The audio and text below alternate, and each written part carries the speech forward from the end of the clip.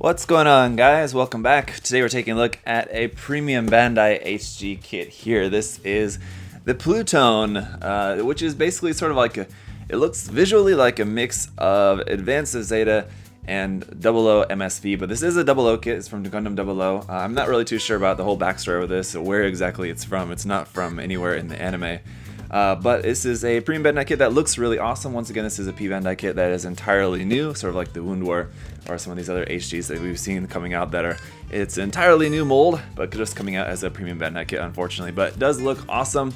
I love Advanced Zeta, of course, and then 00 MSV stuff I really quite like a lot of too. I kind of like the MSV stuff from 00 more than the stuff in the main line a lot of times. But anyway, it's a cool design. Let's go ahead and check it out.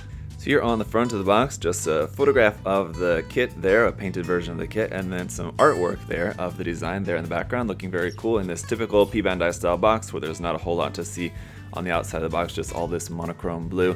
So let's just get it popped open, see what we got inside here. Looks like we'll have a total of 4 bags of runners and our instruction manual, which is going to be a P-Bandai style instruction manual where you don't have any actual color artwork or photographs or anything on this at all. It's just the parts list, which you can see here, and then our paint list should be on here as well. Color guide, that's the word I was searching for. Color guide is here as well, and then it's just all construction, so there's no real frills to the manual here. Not that the manual is ever really that exciting anyway, but sometimes there's some cool stuff to see. This does have, I guess, a core fighter in there as well too. I didn't really know that. I guess it's sort of like just the backpack comes off and becomes some sort of like simple core fighter, so that's kind of interesting. The weapons and all that's pretty simple as well too, just a beam rifle, shield, beam saber. It's pretty standard, but it does have some cool aspects to this design. Definitely. So let's go ahead and check out the runners. Alright, so we do have a photo sticker sheet included with this. Pretty small, basically just the eyes, the camera for the gun. I think those 2 little red accents, I believe, go on the head. This little one there, mirror one for going in behind a GN condenser, I think probably on the chest or something. And then this gray one, probably the worst offender, but not really too bad in the way of stickers. PC001 for our polycaps here in gray. And runner SB9 for our beam saber effect parts in clear pink. Runner A here is in 4 colors. You got some nice blue across the top, white, red, and then 1 little part or 2 little parts there of clear, very dark green as typical with the 00 kits. Runner B1 for our white parts here for the armor, for the arms and legs and around there on the kit. We got 2 of this runner. Well, basically B2 is a copy of that, minus these parts up over here.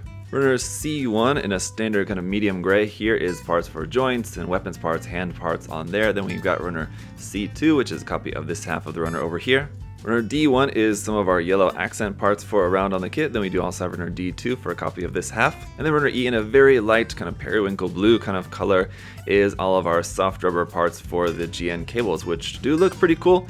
You know, I'm not really usually typically a fan of this soft rubber, but for this particular kit, I think these will work pretty good, so that's kind of nice. So there's everything that it comes with in the box. Let me go ahead and get this all put together, and then we'll see how it looks.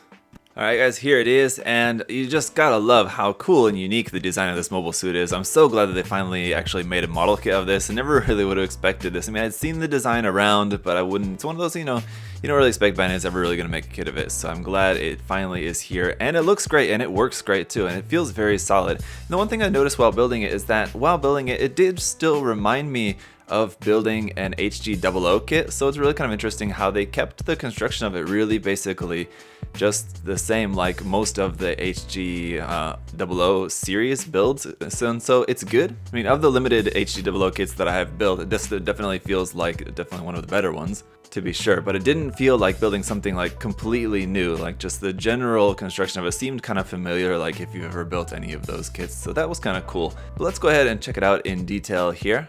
Let's go ahead and start off by taking a look at the accessories. Here is the shield. I really like the design of the shield. This cool, sleek, slim design. You got the gray parts poking through the red on the front. That looks really cool. Here on the back, you have an actual gray piece here for the filler of the back as well too, so that's nice. Don't have to do any masking. You might want to paint those little white bits in there, of course, but otherwise the shield front and back looks very nice.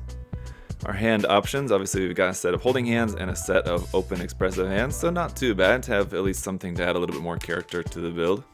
Got your beam saber effect parts as we saw before, 2 long and 2 short. Oh yeah, and I guess I should mention that the beam saber handles are actually stored here in the knee, and it's a little bit hard to get at them, which is probably good because they don't really seem to be plugged into anything necessarily. You just kind of put them in there and they stay in there well enough somehow, but they're not really plugged into anything. It's kind of weird. And beam rifle, which is really cool, unique that the camera is on the bottom rather than on the top. You have the foil sticker there for that. Like with a lot of 00 kits, this will plug into the forearm there as well. So plug in the handle and then that part into the forearm there for a good solid connection there for this long beam rifle. It does have a seam line on the front of that, as you might expect, but it looks really cool. It's a really interesting, unique design for that. And then we have our piece which we'll use for the core fighter. So in order to do this, you kind of have to do some kind of parts forming it to remove this part off the front of the chest, and also remove this part here on the back from the backpack. Switch out those wings like that, and there's your core fighter. So pretty cool. Obviously, core fighter in 00 is not too common as far as I know. And you have that gray sticker we saw in the unboxing actually goes underneath the canopy. So what that's going to do is give you a little bit, you can kind of see the reflection there, some kind of cool reflection up underneath that. But the clear piece is so dark, you can't really see a whole lot, but you can kind of see that up underneath there. And so it's a cool little thing. You got a little attachment point underneath here in case you wanted to put that onto an action base. So it's a kind of interesting little core fighter design there. As for the other stickers on the kit, you have those two red ones that go on the side of the V-fin. Those are kind of okay. They're not really that great, but what are you gonna do? You have the sticker there for the eyes, of course. And that's it for the stickers. So let's just go ahead and move on into the articulation. The head will go up to there, which is quite nice, down all the way down to there. So good movement there in the head. As for the shoulders, that has the polycap, which will swing out to the front, but it doesn't really swing all that much. The shoulder itself can't really move up and down too much on its own, but you can bring the arm up to more than 90 degrees, so not too bad an angle for that. The actual arm will rotate there. Oh, but you're not going to want to do that because I forgot we have the rubber part there in the back, so not going to want to rotate that too much, but because of that soft rubber part, you can rotate that without bothering anything too bad. So those rubber parts, again, I'll just mention this one more time, that I usually hate to see rubber parts in kits because it just bothers me, it freaks me out when I'm gonna have to paint the kit. But in these, I just won't end up painting them. I'll just keep them as they are. They're a nice color, so whatever color I end up going with for the mobile suit, I'll just make sure that it matches something that I can not have to paint these rubber parts, because they work and look really well. You don't have any mold lines or anything really visible on them. They look nice. The only thing you might want to paint is like the little kind of clasp detail there at the very end of them. You might want to paint that in a little bit of gray or something like that, but otherwise I think those actually work really well for this kit. But anyway, back to the articulation. So the elbow bend is a little bit hindered by this big shoulder piece there, so once that's kind of out of the way, you do have a nice full double joint there in the elbow, and you have enough of this ribbon that's tucked away up in the forearm so that you can get a full bend there, and again, it's not getting in the way of anything, so that works out really nicely. The wrist, of course, just on a ball joint, and we do have a little bit of a bend here at the forearm as well. That forearm part, well, I guess let me just move this out of the way here, so you can see there's that forearm part there will bend a little bit too. But as you can see here, obviously this part here on the back of the arm can also move out a little bit. Not really sure what that's really for, or how you might want to ever really use that, but it does move like that, I suppose. As for the backpack, I mean, obviously these little wings can flip out if you want, but that's really just more for the core fighter, not really anything meant for the mobile suit, I don't think. So it's probably meant to just keep those tucked inside there. Don't really have too much of an ab crunch. You can bend it back a little bit like that, and then I think side to side a little bit, not too much as far as the abdominal movement, but a little bit there, and some nice rotation, nice color separation too with that little yellow bit there for the front of the chest vents. That looks nice. I like that little bit there. The front skirts can lift all the way up, no hindrance there, that's pretty cool. The side skirts can move out, and again, these have the ribbon which is going into the back of the leg, which also has a little bit of slack there to give you room for movement with that. This back skirt section itself, where the shoulder ribbons are plugged into, doesn't move, that's just fixed in place there, but that does look pretty cool, as that's actually got a little bit of detail up on the underside of that too, as well, as you can see. Legs ultimately can come all the way out to the side, and no issues there at all. And as we saw, the front skirts move completely out of the way, so upward movement shouldn't be an issue with this either. I mean, you can get it early to about there, where kind of the knees kind of running into that. You have these big massive knee parts, so when we bend the leg, bend at the knee like that, you'll have some nice separation, a pretty good full bend there. And again, the ribbon's not really getting in the way of anything, so that's good.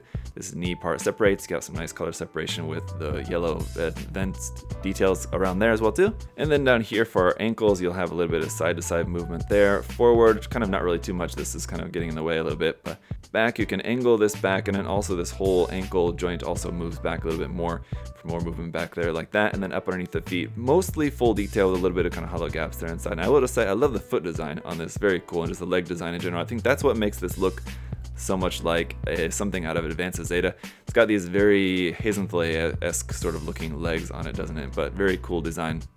As for the seam lines on this kit, there really won't be a whole lot. Here on the front of the form, you got a little bit of kind of seam line there. On the backpack, on these blue parts, you'll have a seam line there where the two halves of those blue parts sandwiched together, they're like that. And then down here on the leg, it's only up in here that you'll have a seam line. This part here on the front covers that up, but if you have the leg bent, you'll be able to see that seam line up in there. Otherwise, if you just have it just standing there like that, there's no visible seam, so not really an issue. So as far as seam lines go, it's very, very few, so that's always nice to see. And then of course there's one on the rifle, as I mentioned before, but that should go without saying, it is an HG kit after all.